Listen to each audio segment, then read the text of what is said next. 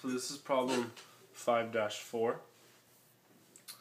It's it has this picture on it.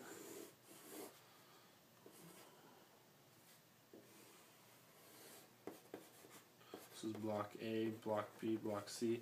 They give you the masses of all three blocks, 3m and 4m, and they also give you the inertia of this pulley, I equals 3m r squared, and they tell you that it accelerates that way. So they also tell you that this surface has friction, but this surface doesn't. So starting with part A, tension in the vertical section of the cord. We can use forces to solve this problem. There's tension going this way, and then there's also the weight force coming down. So adding all the forces together gives you MA. mg minus tension in the vertical direction gives you MA. So you can substitute this mass in. 2mg minus TV equals 2ma. So TV is equal to 2mg minus A. Part B, tension in the horizontal section of the cord. We have to use torque to solve this problem. Summation of all the torques is equal to I alpha. We have I.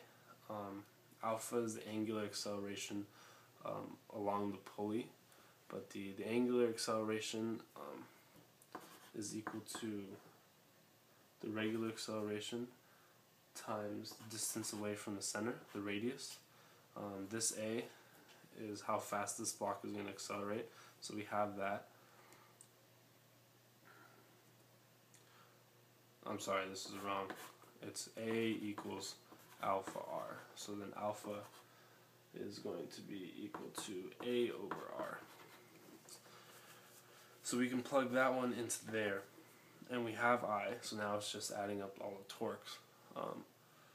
In this pulley, I'm going to blow up the pulley right here. We have the horizontal tension going this way and the vertical tension going up.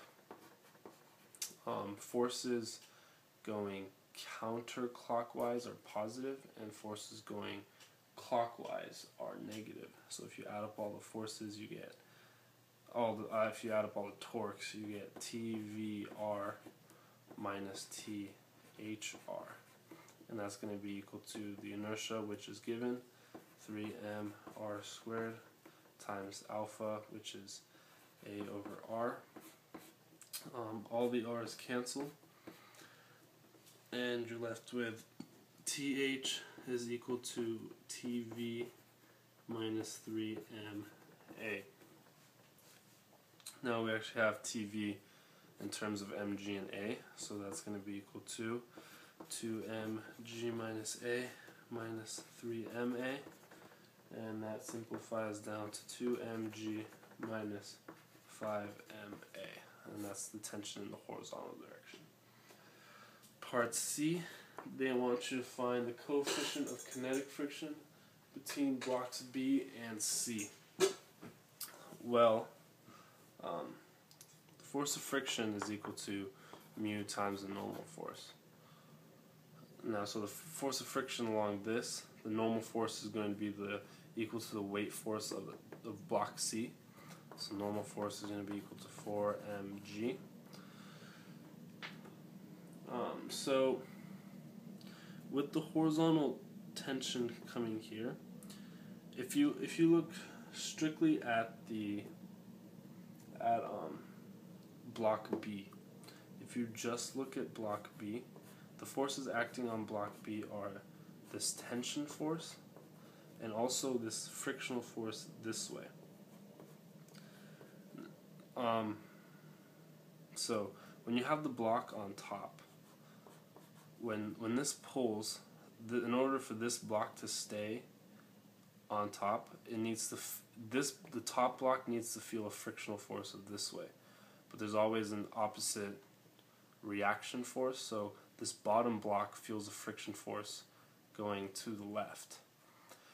So using Newton's second law, if you add up the forces, tension in the horizontal direction minus the frictional force, that's going to be equal to 3m times A.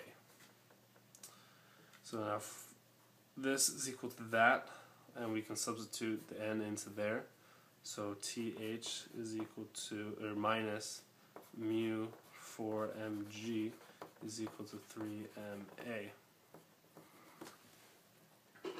And we can also substitute TH into there.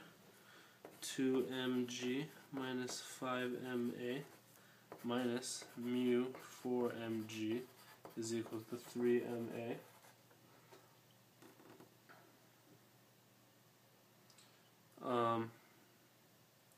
So if you look at this, all the m's actually cancel, and we have g's, a's, and mu. In the problem, they tell you that a is equal to 2 meters per second, so you can plug those in for 2. For simplicity, I'm just going to plug in 10 for the g's, so 2 times 10 minus 5 times 2 minus mu 410 is equal to 3 times 2. You simplify that, you get 20 minus 10, so 10 minus 40 mu is going to be equal to 6. So 4 is equal to 40 mu. Mu is going to be equal to 0.1.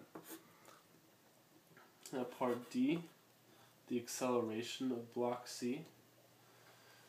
If you look at the only force acting on block C is this frictional force. This frictional force is the only thing that moves block C. So this frictional force is going to be equal to 4ma. We said that this is equal to mu 4mg is equal to 4ma. These two cancel. Mu is 0.1. 0.1 times 10 equal to 2. Or is equal to A. Sorry about that. Acceleration of block C is equal to A. So A is equal to 1 meter per second squared.